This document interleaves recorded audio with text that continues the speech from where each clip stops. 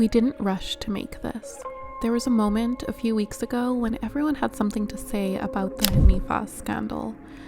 Timelines were moving quickly and opinions were moving even faster, but we chose to wait and watch what unfolded, to listen to how people were actually responding, and to sit with what this moment reveals, not just about one brand, but about the conditions the brands are operating within now. In 2020, Hanifa changed the trajectory of fashion presentation.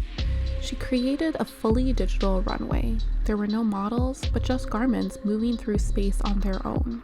It was memorable and allowed prospective clients to envision themselves in the clothing. The show traveled quickly across Instagram, across press, and across different industries. Within minutes, the pieces were selling out. What followed was scale, more visibility, and more demand. There was just more eyes on every single release. But gradually, that turned to friction. People began to notice order delays and quickly took their complaints to public comment sections. Eventually, after a very logistically messy Black Friday and a slew of negative PR that came with it, the brand decided to pause operations after over a decade. This wasn't a case of a brand struggling to get attention. If anything, it's the opposite. Demand accelerated faster than the systems behind it, and that creates a very specific kind of pressure on their operations. When a brand grows quickly, three things have to move together: visibility, product, and infrastructure. But most brands focus solely on the first two.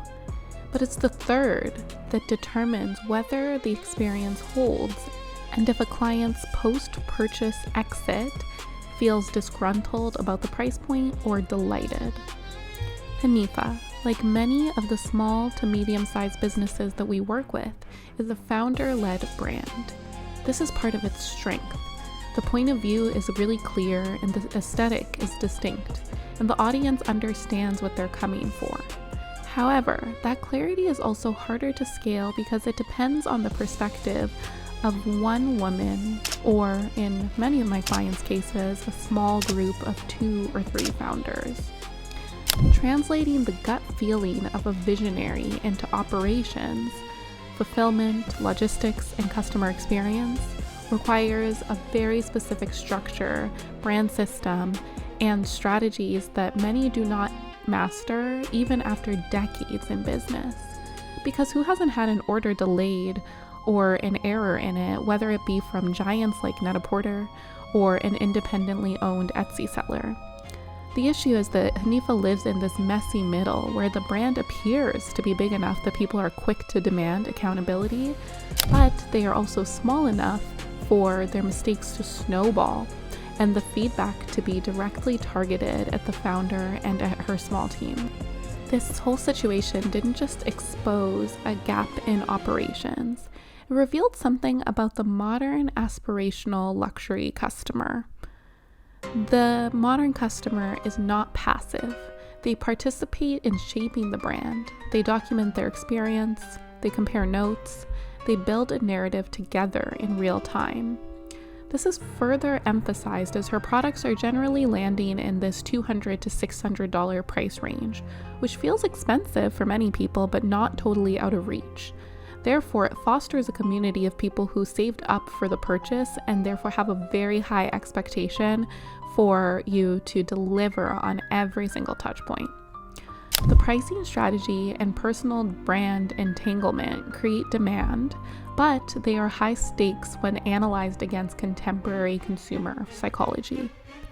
Brands often mistake visibility for scale, when real growth depends on whether the operations can actually hold all the demand that the marketing is producing.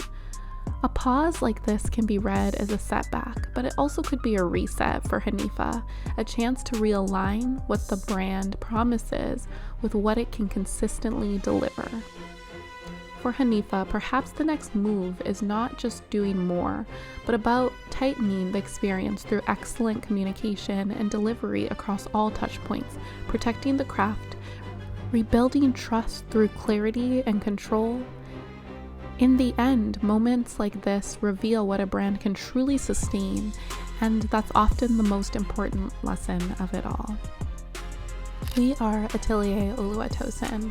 Our work revolves around things just like this, talking to business leaders every single day about their marketing, creating demand, but then delivering on that promise through every touch point, whether it be the digital experience, the physical, operational, the pricing itself, and ensuring that an entire brand resonates with and delights your client base, especially at a more premium or luxury price point. If you relate to any part of Hanifa's story, reach out and we would love to have a conversation with you about your specifics.